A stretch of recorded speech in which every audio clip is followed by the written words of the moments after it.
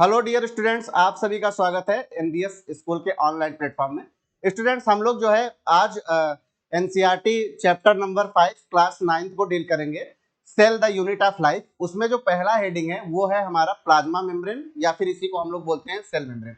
Plasma membrane या cell membrane की बात करें, ये प्लांट सेल हो चाहे एनिमल सेल हो, इसकी जो आउटर कवरिंग होती है उसको हम लोग बोलते हैं। सबसे पहले प्लाज्मा मेम्ब्रेन आता है, या इसी को हम लोग बोलते हैं सेल मेम्ब्रेन। उसके बाद हम लोग देखते हैं सेल वॉल। उसके बाद इसके अंदर हम लोग आते हैं तो इसके अंदर होते हैं क्रोमैटिन, इसके अंदर होता है न्यूक्लियस, इसके अंदर होता है सेल ऑर्गेनेल जैसे माइटोकॉन्ड्रिया, गोल्जी बॉडी, ये सारी चीजें इसमें होती हैं। राइबोसोम इसमें होते हैं, राइबोसोम भी इसमें होते हैं। इस तरीके से तो ये सारी चीजें देखने को मिलती हैं। लेकिन स्टूडेंट्स, आज जो हम लोग पढ़ेंगे वो है प्लाज्मा मेम्ब्रेन या फिर सेल मेम्ब्रेन। पहले हम लोग इसको कवर कर लेते हैं, फिर धीरे धीरे एक एक पार्ट को हम लोग देखते हुए आगे बढ़ेंगे। देखिएगा कि प्लाज्मा मेम्ब्रेन, सेल मेम्ब्रेन क्या होता है, एनसीईआरटी क्या लिखी है, क्या बताती है इसके बारे में। थोड़ा सा एक एक पॉइंट हम लोग देखते हुए चलेंगे और समझते हुए चलेंगे। पहला पॉइंट ये बोलता है, एनसीईआरटी कहता है कि प्लाज्मा मेम्ब्रेन की बात करें, प्लाज्मा मेम्ब्रेन की बात करें या सेल मेम्ब्रेन की बात करें, ये किसी भी सेल की जो होती है आउटर मोस्ट कवरिंग होती है, outermost covering of the cell that separate the content of the cell from its external environment. External environment से क्या करता है, इसको अलग करने का काम करता है।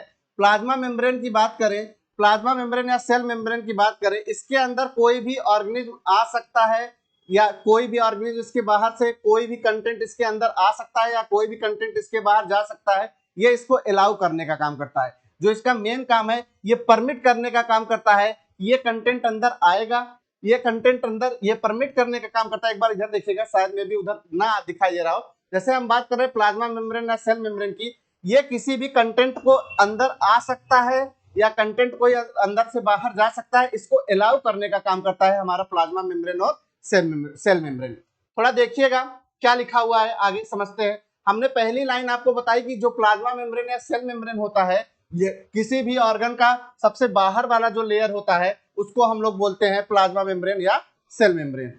उसके बाद हम लोगों ने नेक्स्ट पॉइंट हम देखते हैं, नेक्स्ट पॉइंट क्या लिखा हुआ है एनसीईआरटी। नेक्स्ट पॉइंट लिखा हुआ है, जो प्लाज्मा मेम्ब्रेन होता है हमारा, ये अलाउ करता है या परमिट करता है, परमिशन देता है the entry and exist of some materials in and out of the cell. हमने आपको पहले ही बताया कि इनका काम ही होता है परमिट करना या अलाउ करना कि सेल के अंदर कोई मटेरियल आ सकता है या सेल से बाहर कोई मटेरियल जा सकता है। अगर आपको इतनी बातें क्लियर हुई हो स्टूडेंट्स, तो थोड़ा सा हम और आगे बढ़ते हैं।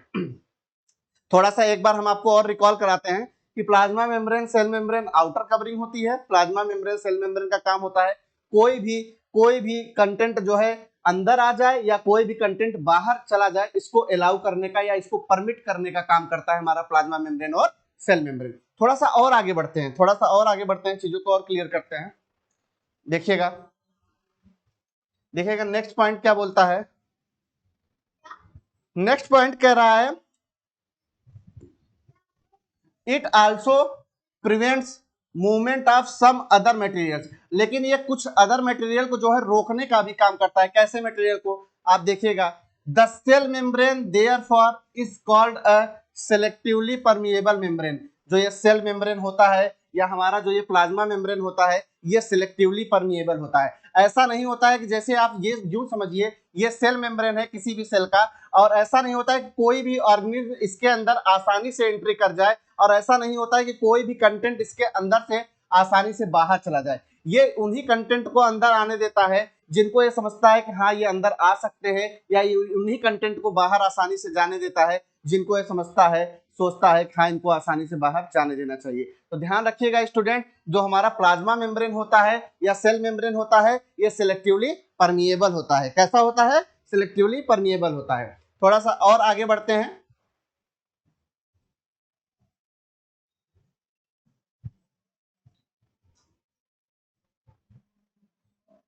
देखिएगा देखिएगा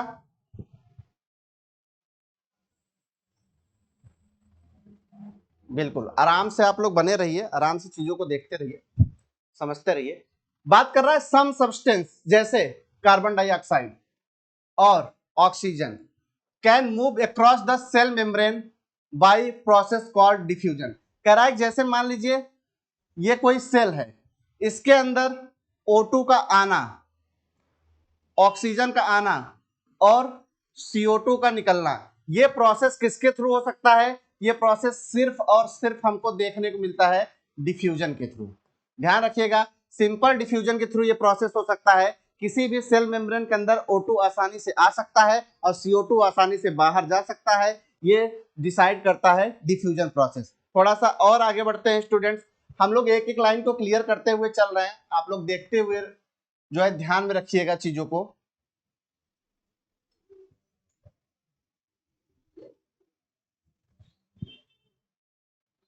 देखिएगा नेक्स्ट पॉइंट, देखिएगा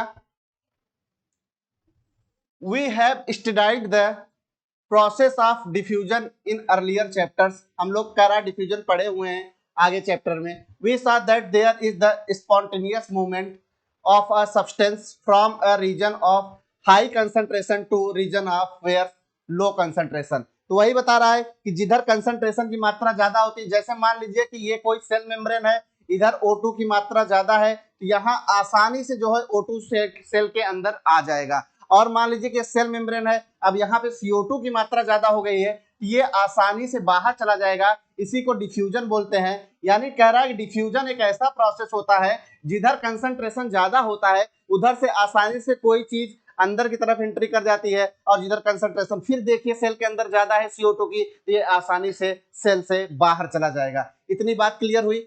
अगर इतनी बात क्लियर हुई है तो थोड़ा सा हम लोग और देखते हैं एनसीईआरटी हम लोग को क्या बता रही है। बिल्कुल ऐसे ही सिंपल डिफ्यूजन होता है, जैसे कि आप यूं समझिए, बता रहा है, कह रहा है something similar to this happens in a cell when, for example कह रहा है सम सब्सटेंस लाइक CO2, यानी कह रहा है which cellular waste and requires to be excreted out of the cell. कहने का तात्पर्य यहाँ पे ये है, जैसे मान लीजिए कह रहा है कि इसको यूं समझिए सिंपल डिफ्यूजन में, मान लीजिए कोई सेल है, यहाँ पे CO2 की मात्रा बहुत ज्यादा हो गई है, अब CO2 को बॉडी से बाहर निकालना ही निकालना है, क्योंकि ये अगर बॉडी से बाहर नहीं निकलेगा तो पॉइजनस नेचर का हो जाएगा। तो इसको बॉडी से बाहर निकालने के लिए सिंपल क्या करता है, जब यहाँ कंसंट्रेशन ज्यादा हो गया और CO2 को बॉडी से बाहर निकालना है, तो यहाँ पे ये सिंपल डिफ्यूजन के थ्रू बॉडी से बाहर निकाल देता है। और उसके बाद जब CO2 को निकाल दिया तो यहाँ पे O2 की जरूरत पड़ेगी ही पड़ेगी, क्योंकि O2 की मात्रा इधर, O2 का कंसंट्रेशन इधर ज्यादा है, उसके बाद ये O2 को इजिली वे में अंदर ले लेता है। इतनी बात समझ में? यही बात बता रहा है, कह रहा है कि accumulates in high concentration inside the cell, in the cell's external environment the concentration of CO2 is low as the compared to that inside the cell। वही बता रहा है कि सेल के अंदर कंसंट्रेशन ज्यादा है और बॉडी के बाहर कंसंट्रेशन कम है, तो CO2 जो है बॉडी के बाहर चला जाएगा और O2 जो है बॉडी के अंदर आ जाएगा। अगर इतनी बात आप लोग को समझ में आ गई हो स्टूडेंट्स, तो थोड़ा सा और आगे बढ़ते हैं।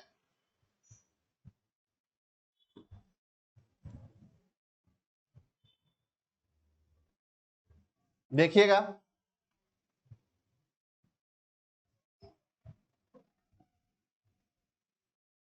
देखिएगा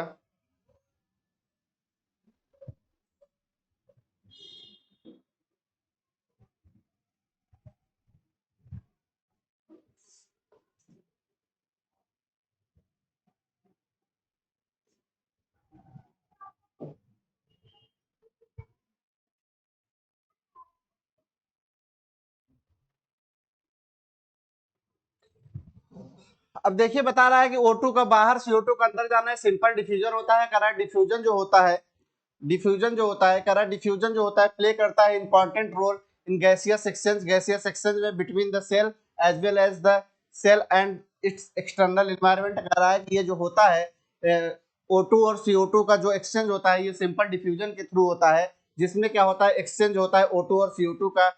O2 क्या होता है कि सेल के अंदर जो है O2 आता है, CO2 क्या होता है, सेल के अंदर से बाहर जाता है।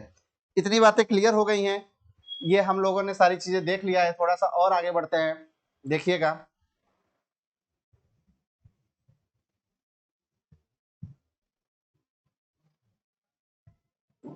देखिए, करा water also obeys the law of diffusion. Water भी यही चीज फॉलो करता है। The movement of water molecules through such as selectively permeable membrane is called osmosis. कह रहा है वाटर का मूवमेंट होना सेल के अंदर या सेल के बाहर, ये एक सिलेक्टिवली परमिएबल प्रोसेस होता है। और इसको हम लोग नॉर्मल टर्म दे देते हैं, इसको हम लोग बोल देते हैं क्या, ऑस्मोसिस।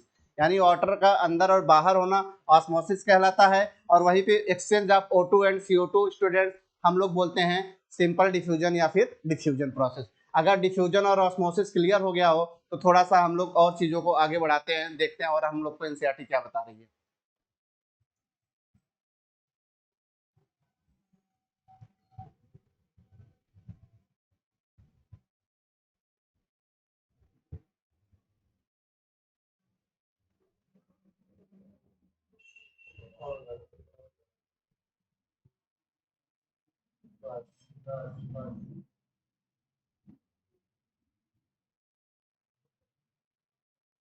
देखिएगा आगे, कह the movement of water across the plasma membrane is also affected by amount of substance dissolved in water। क्या होता है कि जब प्लाज्मा मेम्ब्रेन से कुछ चीजें वाटर के थ्रू बाहर निकलती हैं, प्लाज्मा मेम्ब्रेन से कह रहा है कि अगर वाटर बाहर निकलता है तो होता क्या है, प्लाज्मा मेम्ब्रेन में वाटर के साथ साथ कुछ चीजें यहाँ पे डिजॉल्व हो रही होती हैं, जो कि इसके साथ क्या करता है, बाहर निकल जाता है। कह रहा है दस the osmosis is the net diffusion of water across a selectively permeable membrane towards the higher solute concentration। आगे देखिएगा स्टूडेंट्स,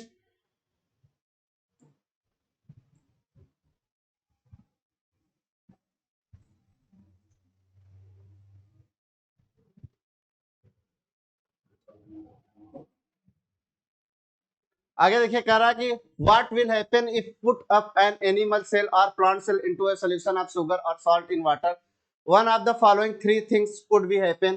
तीन तरीके की बातें बता रही है। पहला कह रहा है if the medium surrounding the cells has a higher water concentration then the cell, meaning that the outside solution is very dilute, the cell will gain water by osmosis, such a solution is known as hypotonic solution. वही कह रहा है कि higher concentration से water का बाहर निकल जाना।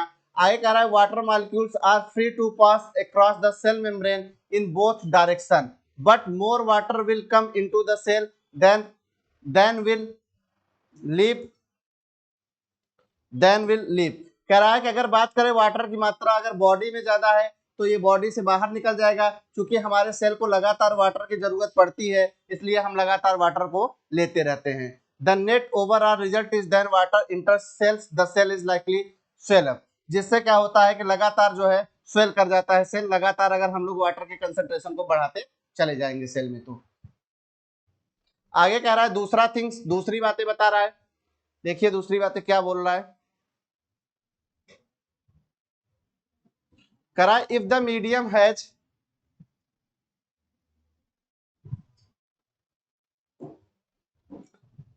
if the medium has exactly the same water concentration as the cell, there will be the no net movement of water across the cell membrane, such a solution is known as isotonic। दोनों तरफ एक ही जैसा water का जो है concentration रहेगा तो इसको हम लोग बोल देंगे isotonic. Water crosses the cell membrane in both direction, but the amount going is in the same as the amount going out, so there is no overall movement of water। कह रहा है कि इधर भी दोनों जगह जो है बराबर का वाटर है, अगर इधर भी जाना चाहे या इधर जाना चाहे दोनों बराबर का है, ना इधर जा सकता है ज्यादा ना इधर जा सकता है, तो ऐसे को हम लोग बोल देते हैं आइसोटोनिक। तीसरा बता रहा है,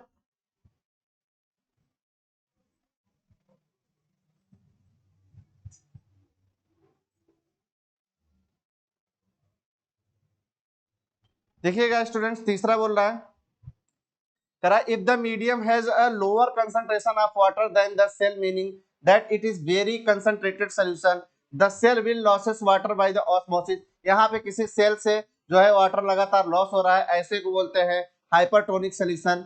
आगे देखिएगा again water cross the cells membrane in both direction, but this time more water leaves in the cell then enter its. यहाँ से इस समय क्या होगा, हाइपरटोनिक में क्या होगा, सेल से वाटर की मात्रा ज्यादा निकलेगी, सेल से वाटर की मात्रा ज्यादा निकलेगी और इस सेल को हम लोग बोलेंगे हाइपरटोनिक सोल्यूशन। फिर से सुनिएगा, सेल में जो है सेल से अगर वाटर की मात्रा ज्यादा निकलेगी तो इसको हम लोग बोलेंगे हाइपरटोनिक सोल्यूशन। स्टूडेंट्स ये तीनों चीजें हम लोगों ने डील कर लिया है।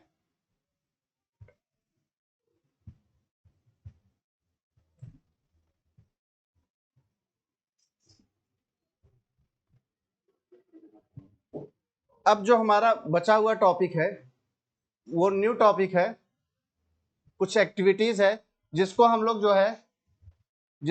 जो है नेक्स्ट लेक्चर पे डील करेंगे। नेक्स्ट लेक्चर पे इसको हम लोग देखेंगे बचे हुए टॉपिक को। सेल वाल के सेल मेम्ब्रेन प्लाज्मा मेम्ब्रेन के बाद हम लोग नेक्स्ट लेक्चर पे देखेंगे सेल वाल। आज के लिए इतना ही हम लोग इसको देखेंगे स्टूडेंट्स। Thank you.